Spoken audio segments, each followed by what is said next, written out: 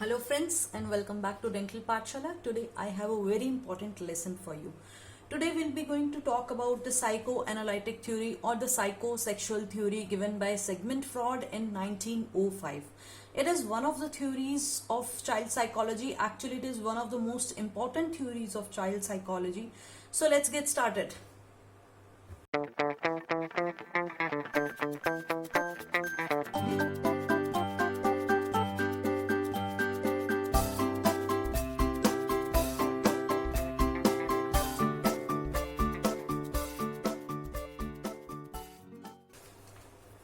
So psychoanalytic theory is actually a story of a person named Sigmund Freud.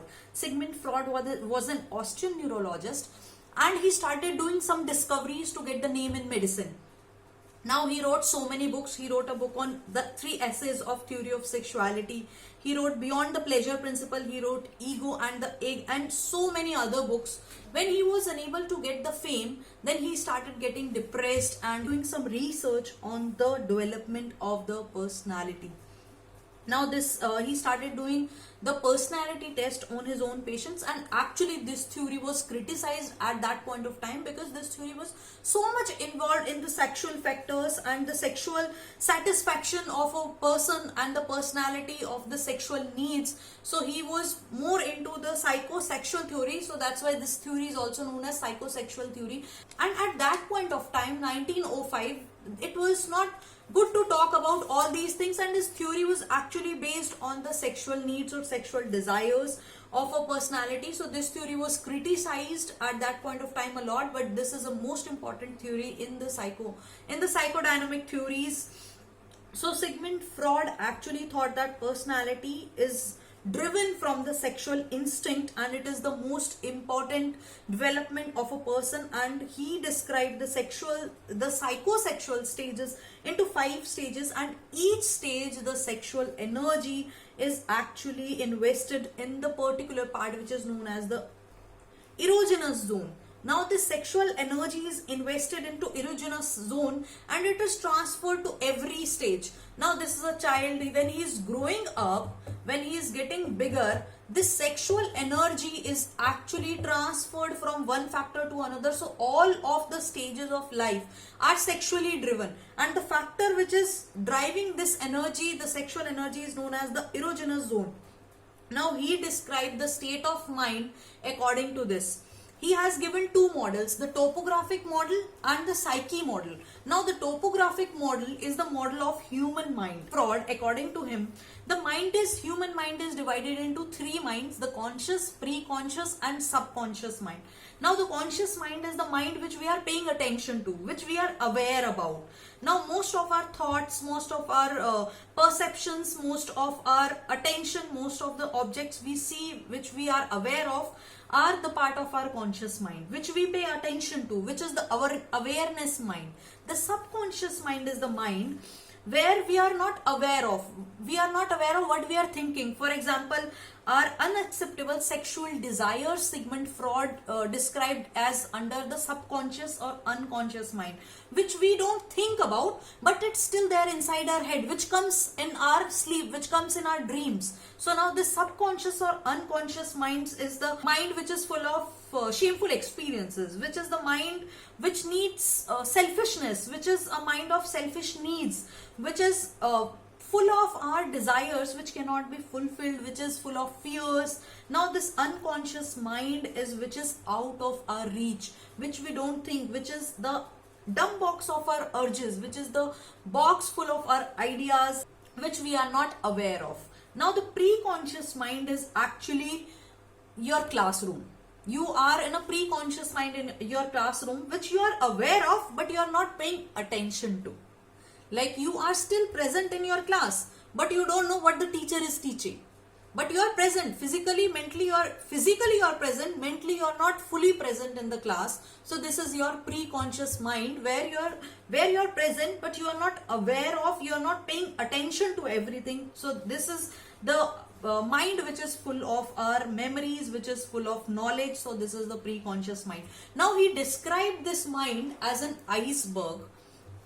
Iceberg is a piece of ice which which seems like little part from outside, like have you seen Titanic movie, I guess, and then iceberg is a big piece of ice which is not visible, which is inside. Now 90% of our mind is our unconscious or subconscious mind, and 10% of our mind is the conscious mind. So human mind is like an iceberg, which 10% with the 10% is the visible part, which is the conscious mind, and 90% is the beneath part, which we are not aware of, is our subconscious mind, according to Sigmund Freud.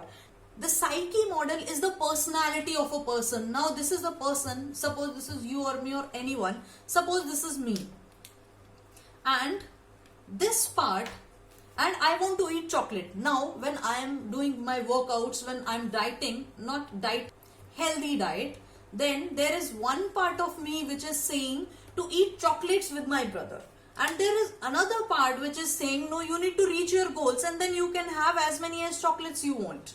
Now this is the good part, this is the bad part. There is a bad part which craves for sugar, which craves for chocolate, which is saying no, you have done a lot of workout yesterday and today you deserve some chocolates. And once I start eating one chocolate, it wants more chocolate, it wants more chocolate, and it won't stop until it fulfills its desire, until my stomach is full by eating chocolates. Now this is another part of me which says no, you don't want to have chocolates because you are working out, you are on a diet, you will break your flow. Once till you achieve your goal, you are not supposed to have chocolates. Now this part of me is what is actually me, which says that you can have a piece of chocolate after a week of your workout. After you do a week of proper workout, proper diet, then you can have a single piece of chocolate. Now this part is known as the ego. This part is the id, which is the bad part. Strives for pleasure, which strives for immediate gratification, and this part is the part which thinks outside the box, which is the prohibition part, which tells me no, this is bad, this is good, which is morality driven part, which is the super ego. Now it's easy for you to understand id, ego and super ego. Now id is actually present at the birth. Have you seen childs? They start crying. What they want, if they don't get it, they start crying, and until you give that thing to that child, they won't stop crying. So this is it. They are actually pleasure driven. They just want the pleasure out of things. It is the basic structure of your personality, and it is actually driven by immediate pleasure, by gratification, and it is impulse driven.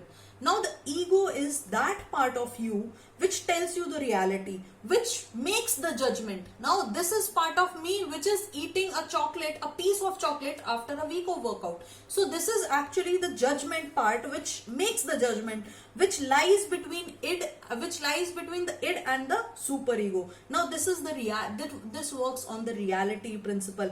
It actually develops from this. Id is present at the time of birth, and ego start developing from 2 years to 6 months of your life, and it continues growing throughout.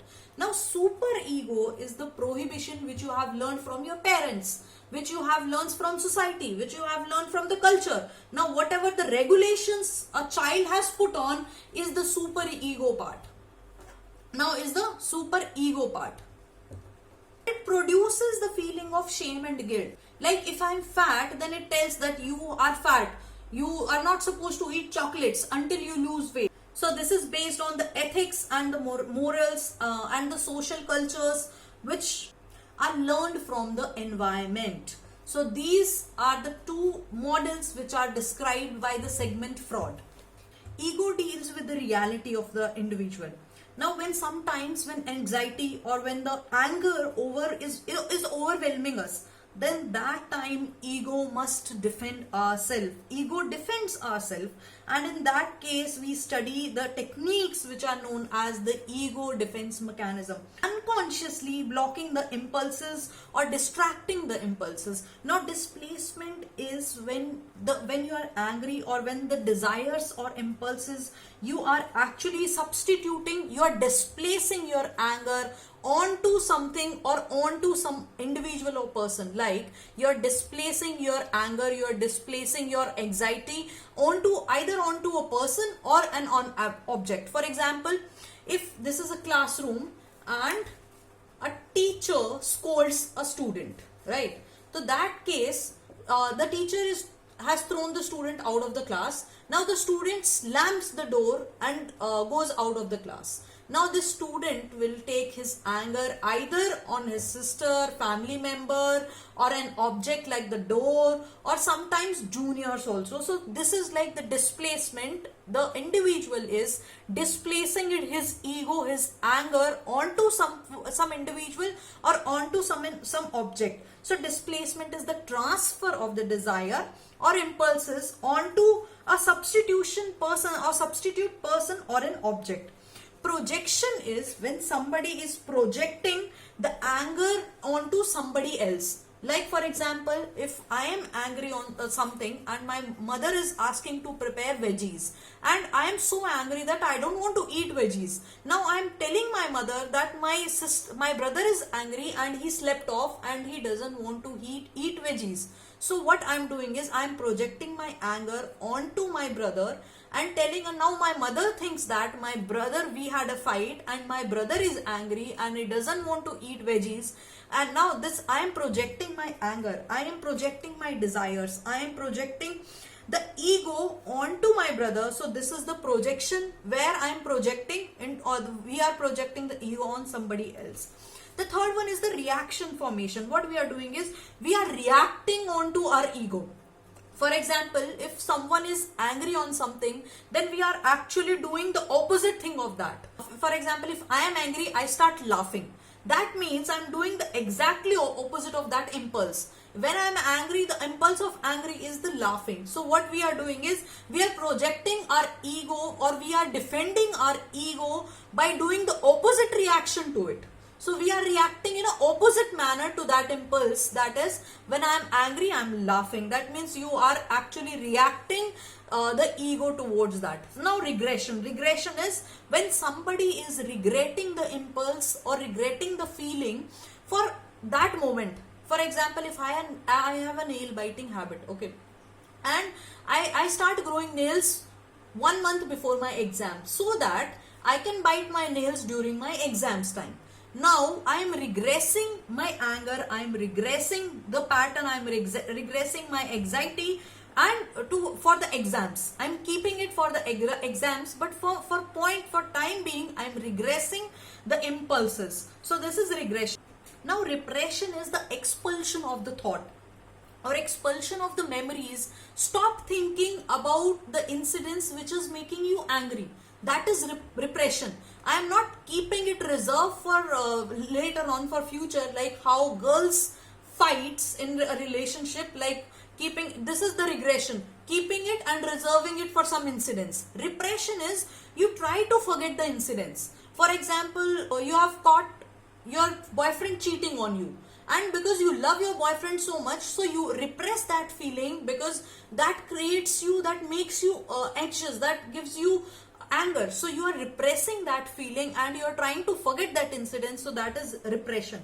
Now rationalization is blaming onto, you are rationalizing it, you are putting irrational behavior onto someone else. So rationalizing is you are explaining your irrational behavior on projecting the fault on somebody else. That is, suppose if you have got bad marks in your exams, like most of the students, what they tell to their family members is that we had a hard question paper or the marking was so strict that I failed in the exam. So that is rationalization.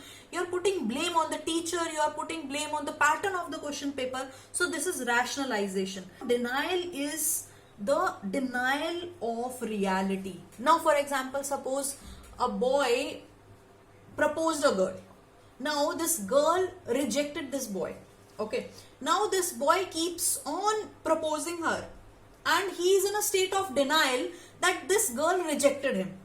So denial is when you stop realizing the reality in a denial state.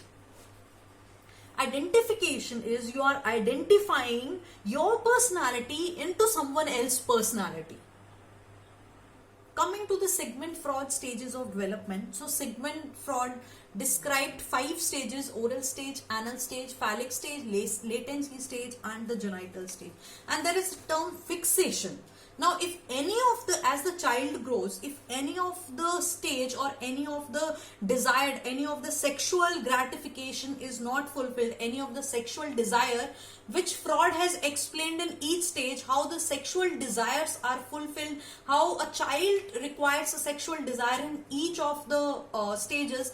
Yes, Sigmund Freud has talked about, has described the sexual urge or the sexual gratification in all these stages. Now, if the gratification or the sexual desires are not fulfilled at any of the stage, then fixation happens in that particular stage, and the development of the child has altered due to the fixation. If the needs are not fulfilled, then also fixation happens, and if the needs are over fulfilled, then also fixation happens. Now, coming to the first stage we have is the oral stage. The sexual gratification in the oral stage happens by sucking the milk by the mother's breast. So in the child, the oral cavity is the site for identification of the sexual needs or identification of the needs. And if these needs are not fulfilled at this stage, at the oral stage, the child develops an excessive optimist behavior. The child becomes excessively negative. The child develops envy, jealousy, and demandingness in the future, in the later on stages. Now the next stage is the anal stage. During this stage, the child gets, this is the potty training stage of a child. Now this the child gets the neuromuscular control over the sphincters, and this child realizes at this stage that he has a voluntary control over his senses and he feels the independence. Anal erotism and defenses actually results in the fixation on anal function. Stage is not developed properly, then the child is untidy, is messy in the future. If due to the parents' control, if this stage is overdeveloped, then the child has OCD in future on. If fixation happens in this stage, then the child shows some abnormal behavior, like the child indulge in the activities like smoking, drinking, or sex, and child gets a stubborn nature, and he kind of a money saver or conservative. So it depends on the fixation of the anal stage. And the third stage we have is the Phallic stage. This is a stage which begins at the 3rd year and tells up to the 5 years of life. We'll study the Oedipus and the Electra complex later on, but it happens during this stage. Now at the Phallic stage, a child start touching his or her organs, sexual organs. So the little bit of sexual urge develops, and he is not embarrassed about touching his or her private parts. Fixation develops in this stage, in the Phallic stage. The balance between the male and the female roles doesn't develop. Coming to the latency stage, now this stage ends at the puberty, and maturation of ego develops at this stage. Now the child has little bit social ethics, and the child has the sense of starting and taking the environment and starting control over the impulses. Now the child is actually involved in the school activities, and the development of personality happens at this stage, and it results in the maturation of the ego. A child masters some skills, and lack in this development results in an immature behavior of a child. Now coming to the genital stage, extends from 11 to 13 years. Now a sense of identity develops during this stage, and a child satisfies the genital potency, and he or she realizes the goals of reproduction and the survival on this planet Earth. This stage also helps getting separated from the parents, and acceptance of adult role and the function and how the society works and the cultural values. All these things plays part in the genital role, and overall development in the personality of an individual affects on the genital stage. Now these all are the Freud stages of development. There is a story of Oedipus and Electra complex. Now there in the Greek mythology, there was a king Thebe, and somehow he came to know that his child is going to sleep with his mother. And so what he did is he threw his child out and asked one of his worker to chop his head and throw him. Now this worker, he didn't throw the child, and when the child grew up, accidentally he killed his father and he married his mother. So this, from the child, from the Greek mythology, this Oedipus complex came. Now this Oedipus complex is the attraction of the boys towards their mother, and the Electra complex is the attraction of the girls towards his father. So that's about the psychoanalytic theory or the psychosexual theory of Sigmund Freud, and this is one of the most comprehensive theories of the psychology development. But it has some demerits, that the Freud has significantly focused more on the sexual development of an individual. So it also comes with some certain demerits, and actually Freud was criticized for this theory a lot in the past. So that's about psychosexual theory of Sigmund Freud. So if you have any questions, you can leave it in the comment below and give it a thumbs up if you like the video. Make sure to subscribe to this channel, and I'll see you next time.